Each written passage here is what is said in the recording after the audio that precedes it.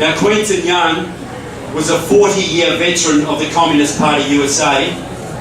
During the Vietnam War, he tried to get into North Vietnam to give aid to the North Vietnamese communists while they were killing your soldiers. In the 80s, he left the Communist Party. He set up Democratic Socialists of America. More moderate name, just as hardcore.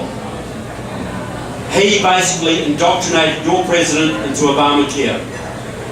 Now, and I'll tell you, it's Democratic Socialists of America, 7,000 strong, that gave you Obamacare. They control the unions, they control the Congressional Progressive Caucus, which they set up with Mr. Bernie Sanders, 80 members almost, of your House of Representatives, basically a branch of Democratic Socialists of America. They pushed it. It's their baby. Now, just before the last election, the Obama campaign put out a little video.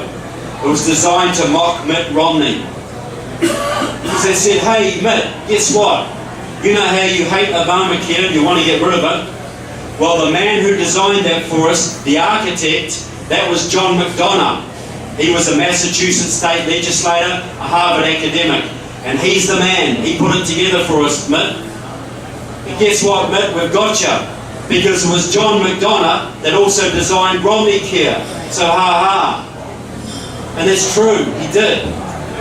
Romney was given a bill out of the Massachusetts state legislature which is shot through with DSA, Democratic Socialists of America supporters, shot through, and he modified it and pushed it back and tried to make it less socialist. But he still got lumped with a bill, and Massachusetts has got it now. What the Obama campaign video didn't say was that John McDonough was the Boston leader of Democratic Socialists of America. So a Marxist designed Obamacare, the same Marxist group pushed it through the unions and the Congressional Progressive Caucus, and another member of the same group personally indoctrinated your president into it. 7,000 Marxists are on the verge of socialising your economy forever. 1/6 to 1/4 of your economy. They cannot be allowed to do it. They cannot be. Now, tell me, the book's about something else too. Anybody in this room ever applied for a job with the federal government is willing to admit it? Nobody? Okay, man. Look, a lot of jobs are legitimate, at least 2% of them. And you know, I'm not counting defence in there, I'm not counting the military, I'm talking the other ones. But did you have to get an FBI security clearance? The FBI, sometimes they take quite a long time. They can go through your underwear drawers. You know, your childhood friends, your education, any dodgy commie uncles you might have had, you know, drug habits, overseas travel, because they want to know about you, because they need to trust you. Because you might be able to influence public policy one day. You might be guarding a nuclear facility. You might be guarding the president. People's lives may depend on you. Your country's freedom may depend on you. So it's fair enough, right?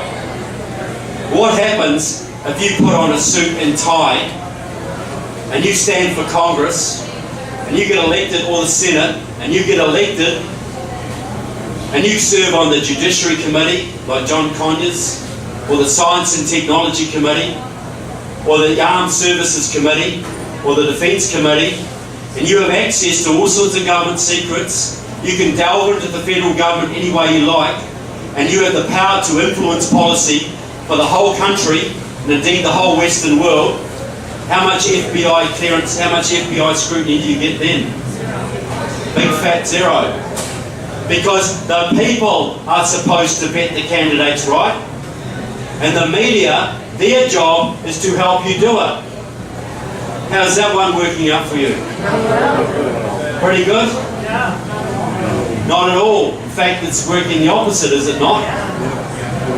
Now, you can be someone like John Conyers, who's had a 50-year history with the Communist Party, Or Rosa DeLauro up in Connecticut, not far from here, who's best friends with Joel Fishman, the head of the Connecticut Communist Party, who is the daughter-in-law of a known Soviet spy. Or you can be like Jan Schakowsky or Danny Davis or Jerry Nadler, who have all been card-carrying members of Democratic Socialists of America while serving in your Congress.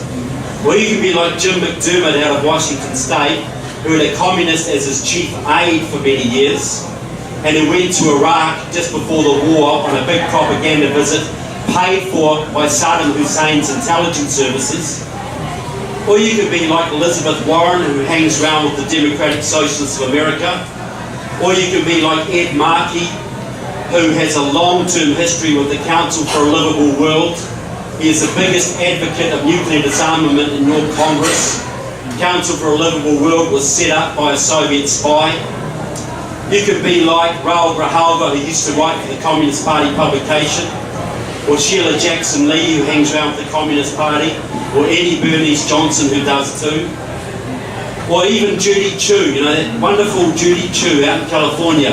Beautiful looking Chinese lady, looks like butter wouldn't melt in her mouth, lovely haircuts, always well dressed, looks totally harmless. Judy Chu used to hang around with the Communist Workers' Party, the most hardcore Maoist group in your country. Hardcore. She goes to China all the time to build bridges. She calls herself a daughter of China when she returns home. Not a daughter of America, a daughter of China. The Communist Workers' Party, 5 of them got shot to death in the streets of Greensboro, North Carolina in 1979 when Judy Chu was hanging around with them when they got in a public street battle with the KKK.